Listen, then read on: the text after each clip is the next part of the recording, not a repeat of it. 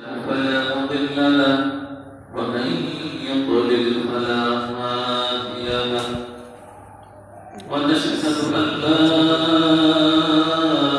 إله إلا الله وحده لا شريك له ونشهد أن محمدا عبده ورسوله أرسله بالهدى ودين الحق ليظهره على سائر الأديان صلى الله عليه وعلى آله وأصحابه والتابعين ومن تبعهم بإحسان إلى يوم الدين أما بعد فقد قال الله جل وعلا في محكم التنزيل أعوذ بالله من الشيطان الرجيم بسم الله الرحمن الرحيم يا أيها الذين آمنوا اتقوا الله حق تقاته ولا تموتن إلا وأنتم مسلمون صدق الله العظيم وقال رسول الله صلى الله عليه وسلم يشيرا إلى صدره فقال التقوى هاهنا أو كما قال عليه الصلاة والسلام وقال الله جل وعلا في شان حبيبه إن الله وملائكته يصلون على النبي يا أيها الذين آمنوا صلوا عليه وسلموا تسليما اللهم صل على محمد وعلى آل محمد اللهم صل على محمد وعلى آل محمد كما صليت على إبراهيم وعلى آل إبراهيم إنك حميد مجيد اللهم بارك على محمد وعلى آل محمد كما باركت على إبراهيم وعلى آل إبراهيم إنك حميد مجيد الحاضرين كما سنقرأ الحمد لله رب العالمين الله بارك তার দয়ার শেষ নেই যে আরো একটি জুমআ আপনাদের সাথে আপনাদের সামনে কথা বলার এবং আপনাদের সাথে সালাত আদায়ের জন্য সমবেত হওয়ার তৌফিক দিয়েছেন মহান মুনিবকে অন্তরের অন্তর থেকে আমরা সবাই শুকরিয়া জানাই সবাই করে আলহামদুলিল্লাহ লাকাল হামদু কামা ইয়ানবাগি লিজালালি ওয়াজহি ওয়া আযীমি সুলতানি এই গত জুমায় থেকে আজকে জুমা পর্যন্ত মাঝখানে 7 দিন আমাদের মাঝ থেকে অনেকে হারিয়ে গিয়েছেন আমাদের সাথে নামাজ পড়েছেন চলেছেন একসঙ্গে আবার আগামী জুমায় আমরা যারা এখানে উপস্থিত আছে কোনো গ্যারান্টি আছে কারো কাছে সার্টিফিকেট অর্থাৎ আমরা যাত্রী কিছু কিছু বাড়ির সামনে লেখা আছে অবকাশ স্থল আমাদের নামটা খুব ভালো লাগে কিছু কিছু বাড়িওয়ালা মনটা আখেরাত মুখী এই জন্য লিখে অবকাশ স্থল কিছুক্ষণ সময় অবকাশ এর জন্য সে বাড়িটা বানায় কিছু বাড়িওয়ালা লিখে যে বিশাল নিবাস সুখের নীর হাবি যাবি অনেক কিছু লিখে সুখের নীরও লিখে লিখে না ভুলের মধ্যে আছে না শুদ্ধর মধ্যে আছে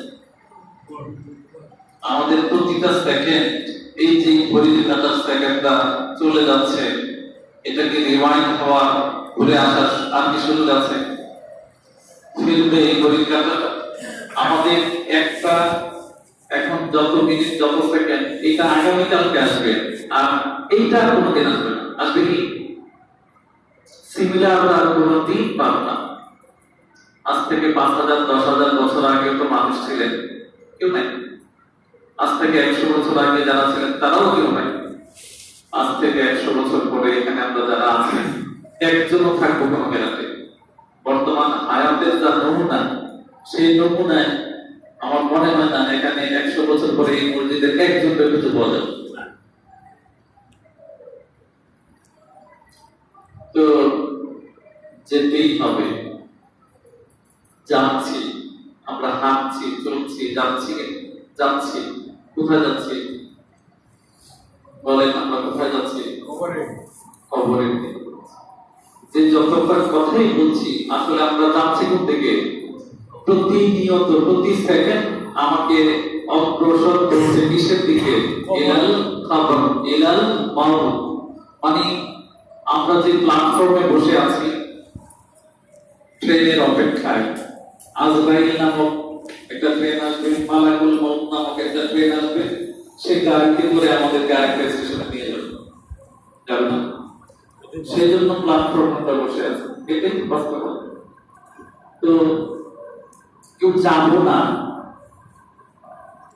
আল্লাহ বলছে লা তামুতুন্না, আজকে যে আয়াত তেলাওয়াত করেছি, মরিস না, কখনোই মরিস না। লা তামুতুন্না তাকিদ করে মরিস না তোরা। তাহলে মরিস না যদি বলছে তাহলে না হলেও থাকা যাবে নাকি? না, যাবে না। আল্লাহ কি বুঝেছেন? লা তামুতুন্না, তোরা মরিস না ইল্লা ওয়া আনতুম মুসলিমুন, যতক্ষণ না মুসলমান হস।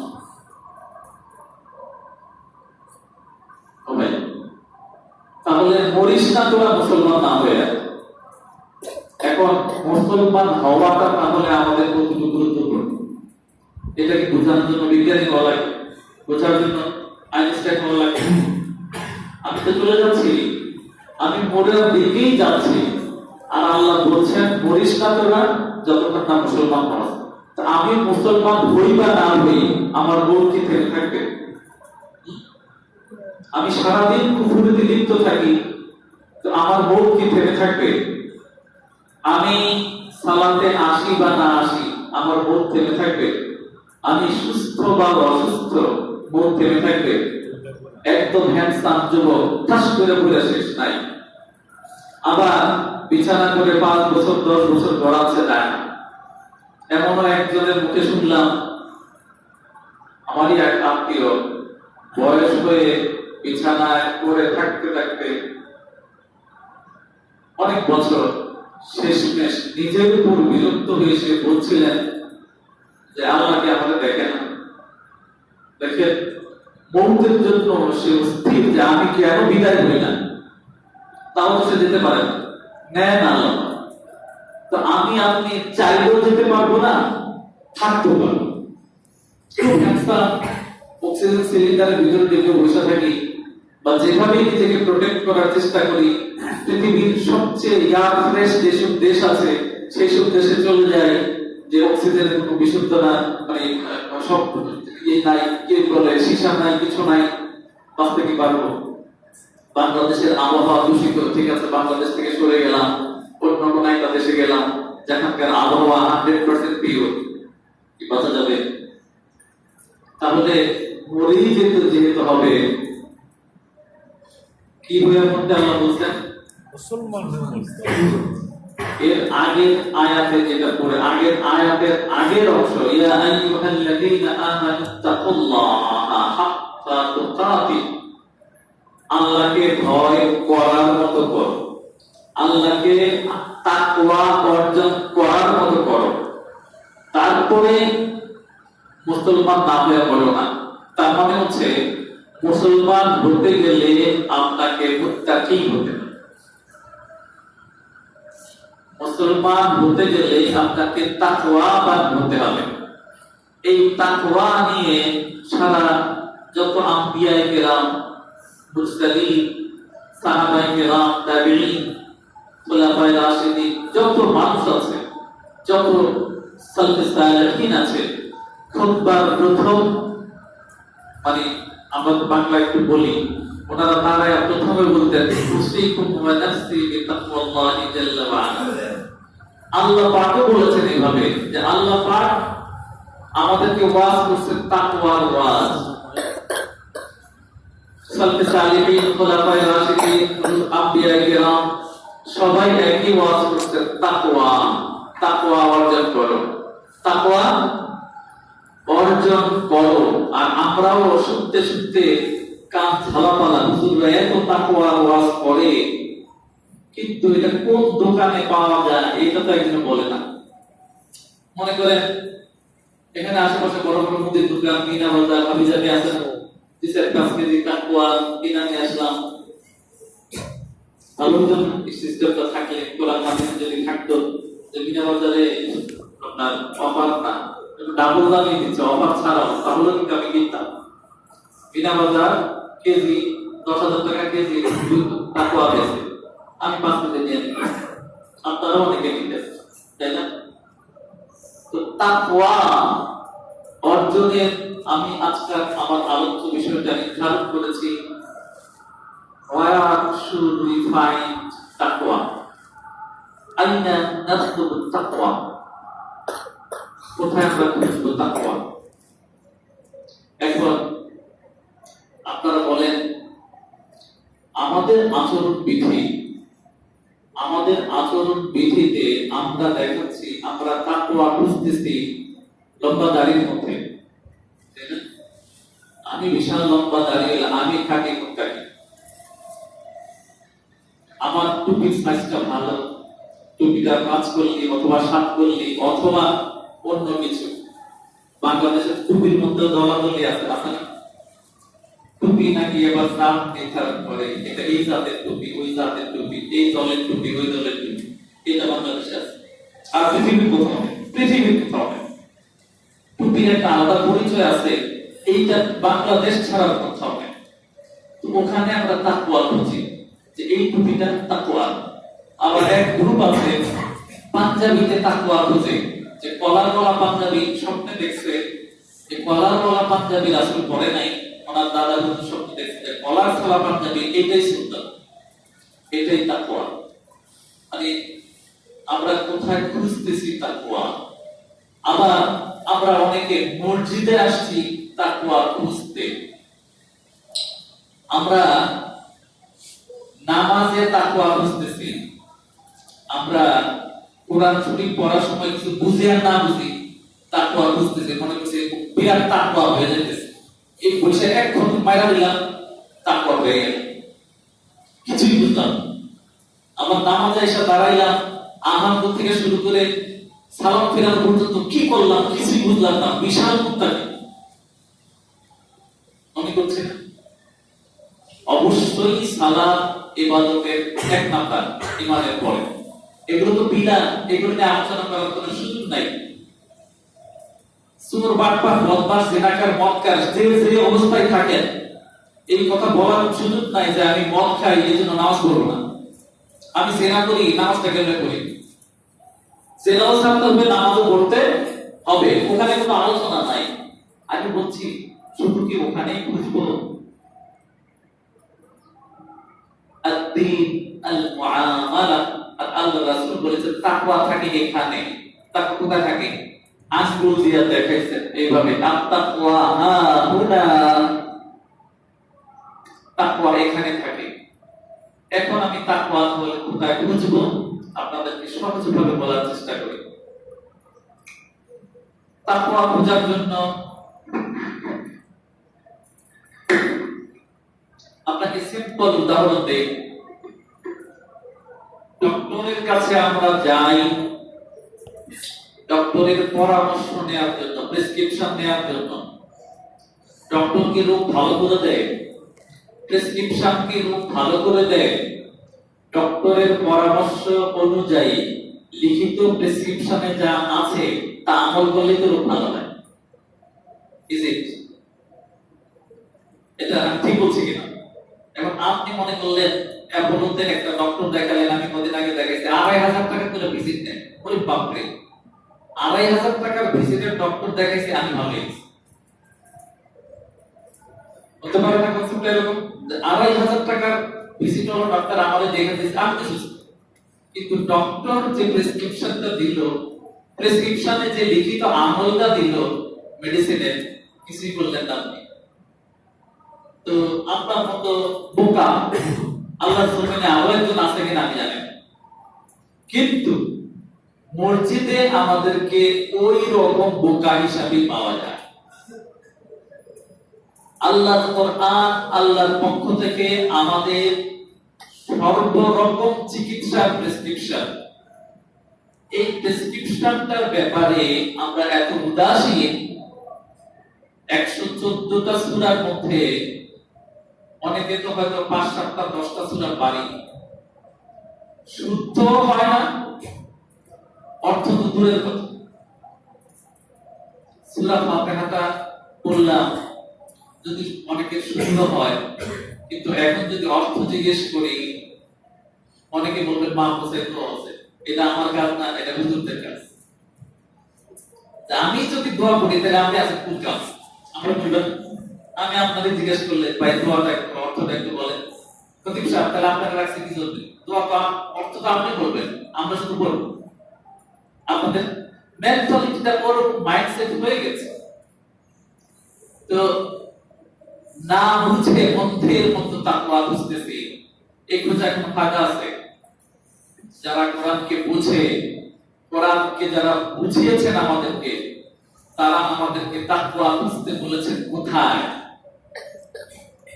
ফি কুল্লি আমরিন মিন উমুরিনা ওয়া ফি কুল্লি শা'নিন মিন শুউনিনা, মানে আমাদের প্রতিটা পদক্ষেপে তাকওয়া বুঝতে বলেছেন। কেমনে বুঝবো? আমি তো একটু আগে বললাম যে দোকান যদি বেচা কেনা হয়, দোকানে কি তাকওয়া থাকে কিনা? আমি বলবো হ্যাঁ, ওখানেই তাকওয়া থাকে। দোকানে দুজন থাকে, একজন কাস্টমার আর একজন বিক্রেতা, ওই দুজনের কাছে তাকওয়া কেনা বেচা আছে, আছে কিনা? অর্জনের সুযোগ আছে কিনা? কিভাবে? আল্লাহ রাসূল বলছেন মান রাশা ফালাইসা মিন্না, এটা হচ্ছে দোকানদারের তাকওয়া অর্জনের সুযোগ। দোকানদার দোকানে বসে তাকওয়া অর্জন করবে, মসজিদে এসে নয়। কি সে কাস্টমারকে প্রতারিত করবে না। আর কাস্টমার তাকওয়া অর্জন করবে কিভাবে? সে যে পণ্য নিল, এই পণ্যের যথার্থ পেমেন্ট সে দিল কিনা। কোন কারণে সেলসম্যান হয়তো বেশি দিয়ে দিচ্ছে টাকা, অনেক সময় আমি দিনে বাজারে একবার শপিং করে বাসায় এসে দেখি 500 টাকার মধ্যে একটা বেশি, আমি দিলাতে পারতেছি। তো পরদিন আবার গেলাম বলে ওরা দেখে স্যার আমরা কত তারিখ হিসাব মিলাতে পারতেছি 500 টাকা, এইটাই হতে পারে। এই যে তাকওয়ার বিষয় অনেক সময় বড় কিছু হতে পারে, ছোটখাটো একটা উদাহরণ বললাম যে তাকওয়া তাহলে আমি যেখানে আছি, আমি চাকরি করছি, আমার ওখানে তাকওয়া অর্জন করতে হবে। আমার তাকওয়া অর্জনের জায়গা ওইটা। মসজিদের ইমাম সাহেব, খতিব সাহেবের তাকওয়া অর্জনের জায়গা কম, আপনাদের তাকওয়া অর্জনের জায়গা বেশি। আদ-দীন আল-মুআমালা, আচার আচরণ, সার্বক্ষণিক আমরা যেসব কর্ম ব্যস্ততায় থাকি, সেখানে আমি মুত্তাকি কিনা সেটাই আল্লাহর কাছে ধরতে হবে। আমি চাকরি করতেছি, তাকওয়া অর্জনের জায়গা আছে না? কিভাবে কিভাবে তাকওয়া চাকরির মধ্যে করব? আপনারা বলবেন আমি তো এমন এক মেশিনের নিচে কাজ করি, খটখট খটখট সারাদিন শব্দ, এখানে আবার তাকওয়া করতে গেলে ইন্ডাস্ট্রির মধ্যে অনেক কর্মচারী কাজ করে, এত আওয়াজের মধ্যে তাকওয়া থাকে। কনসেপ্ট ওই যে বললাম, মাইন্ডসেটটা ভুল আছে আমাদের। এই এমপ্লয়ির জন্য 8টা 5টা যদি ডিউটি হয়ে থাকে, ওই সময়টুকু এগেইনস্টে যেটুকু বেতন পায়, এইটাকে হালাল করার জন্য যেটুকু সময় তাকে দিতে হবে, কাজ করতে হবে, ফাঁকি দেয়া যাবে না, এইটুকু প্রপারলি মেইনটেইন করে সে তাকে অর্জন করবে। সে তার ওই মেশিনের ভিতর থেকে তাকে অর্জন করবে, ওই খড়খটানের ভিতরে তাকে অর্জন করবে। লয়ার, উকিল সাহেব তাকে অর্জন করবে, উনি বলছেন যে আমাদের কাজই তো হইল সত্যকে মিথ্যা বানানো, মিথ্যাকে সত্য বানানো, তাই না? আর ব্যারিস্টার হলে তো রক্ষাই নেই। সাধারণ উকিল একটা খুনিরে বাঁচাইতে পারে না, সকল তথ্য প্রমাণ আছে, তারপরে খুনিরে বাঁচাইতে পারে না, ওই জ্ঞান তার হয় নাই। ব্যারিস্টারি পাস করে আসেন, মাশাআল্লাহ, ওনার কাছে আর এর কোনো অসুবিধা নেই, উনি সকল ফর্মুলা যায় না, সে কেমনে খুনিরে বাঁচাইতে আসে। সে তার তাকওয়া নষ্ট করে দিয়েছে, সারা জীবন ইবাদত বন্দেগী করে কোনো কাজে লাগবে না, সে মুত্তাকি নয়। তাকে ওই তার ল চেম্বারে তাকওয়া অর্জন করতে হবে, রাতকে রাত বলতে হবে, সাদাকে সাদা বলতে হবে, কালোকে কালো বলতে হবে। কথা বুঝাতে পেরেছি? প্রত্যেকটা সেক্টরে। আমি রিকশাওয়ালা বলি, রিকশায় উঠলে আলহামদুলিল্লাহ আমাদের জন্য অনেক সময় মায়া লাগে, কি পরিশ্রম করে, কিন্তু রিকশায় উঠলে রিকশাওয়ালা যদি বলি তাকওয়া অর্জন করো, বুঝলো এই প্যাডেল মারা আপনার কেমনে তাকওয়া নেই, ও ধরছে যে এই প্যাডেল মারা ছাইরা দিয়ে মসজিদে দিকে বিল করবো, বা কোন বিলের মুরিদ হয়ে যাবো, মুত্তাকি হয়ে যাবো, এইরকম একটা কনসেপ্টের কারণে সে বলছে, আমার উত্তর দিচ্ছে যে হুজুর এই প্যাডেল মারা আবার তাকওয়া অর্জন করবো কেমনে? তার মাইন্ডসেট হয়ে আছে উল্টাপাল্টা। রিকশাওয়ালা তাকওয়া অর্জন করবে কিভাবে? এখান থেকে এখানে ভাড়া 20 টাকা, ওই ন্যায্য ভাড়াটা কোনো উসিলা দিয়েছে বেশি দিবেন। রিকশার বেশিরভাগ রিকশাওয়ালাদের অবস্থা এরকম, ওদের হালালটা হারাম হয়ে যায় এভাবে, আপনি যখনই উঠবেন, এখন রোদ বেশি 10 টাকা বেশি দেন, অথবা রাত হতে গেছে 10 টাকা বেশি দেন, অথবা বৃষ্টি পড়তেছে 10 টাকা বেশি দেন। ব্যাপারটা এরকম না? এমন কোন সময় নাই যখন উঠলে সে বলে যে ঠিক আছে এখন 10 টাকা কম দেন। তাহলে সে তার তাকওয়া ওখানে নষ্ট করছে, তাই না? তাহলে সে তার রিকশার মধ্যে তাকওয়া অর্জন করবে। বুঝাতে পারছি? হুজুর সাহেব ওয়াজ করছেন নিজের চাকরিকে বাঁচানোর জন্য, নিজের ওয়াজ মাহফিলের দাওয়াত ঠিক রাখার জন্য, কোরআন যা বলে সেটাকে হাইড করে নিজের মন গড়া তাফসীর দিতেছে, অথবা জনগণ যা খায় সেটা বলছে। এটাই তো চলছে না? হুজুর সব জায়গায় সব কথা চলে না, কোরআন হাদিসের কথা নাকি সব জায়গায় চলে না, হুজুর সব জায়গায় সব কথা চলে না। আর আলহামদুলিল্লাহ, নাউযুবিল্লাহ, গত 16 বছর এখন জাহান্নামের আযাব আমাদের উপর ছিল যে আমরা জীবনে জন্মের পরে কোনোদিন দেখি নাই হুজুরদেরকে গালিগালাজ করে মারপিট করে স্টেজ থেকে বিদায় করে দিয়েছে। দেখছেন না? সব জায়গায় সব কথা বলা যাবে না।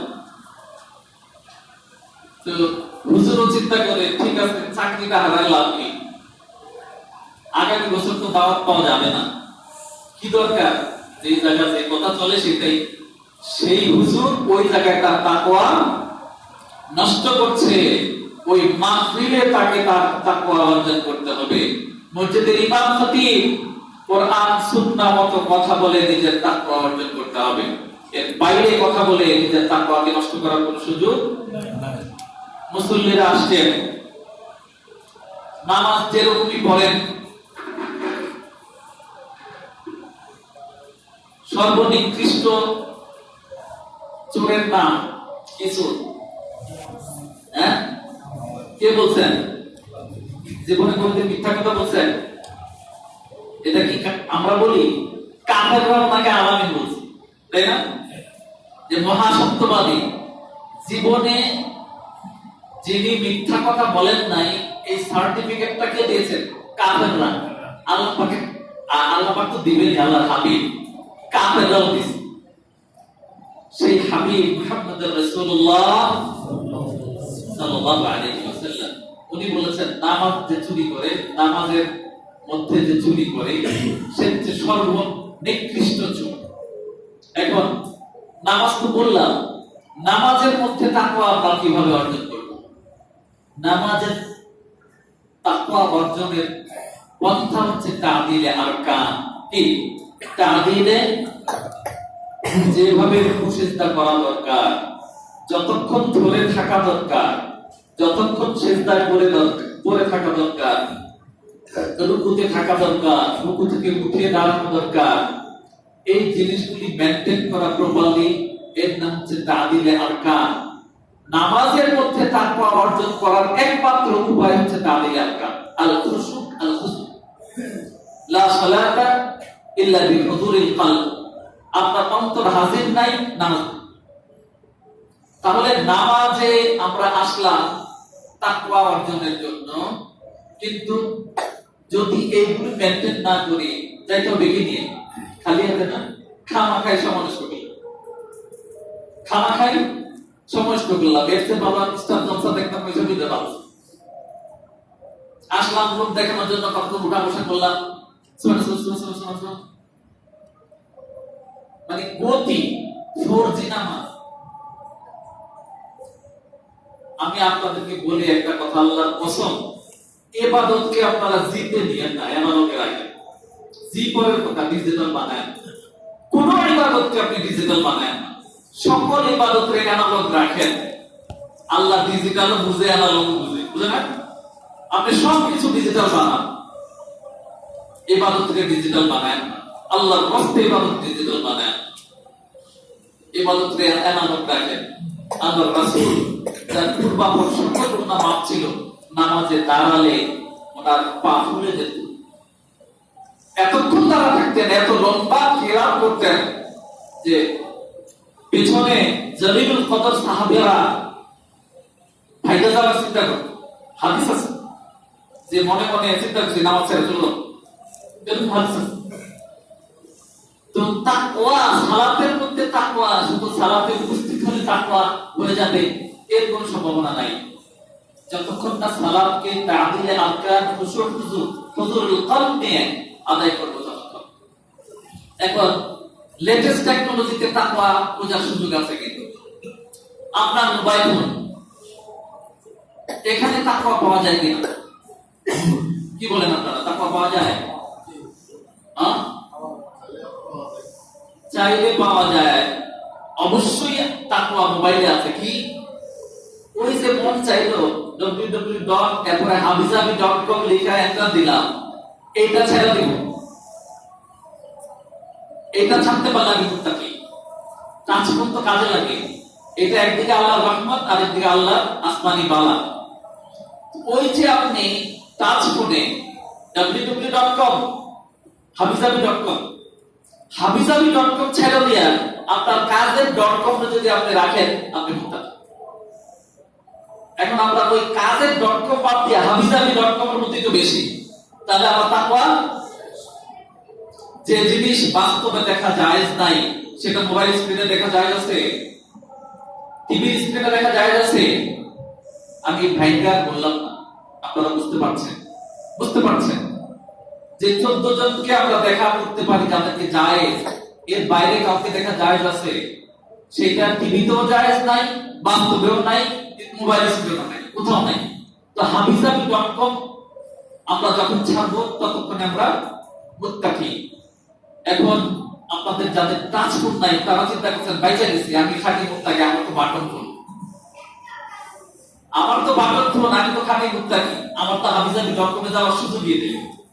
ও ভাই, আপনার ওই যে ফ্রি টক টাইম আছে না, ফ্রি টক টাইম,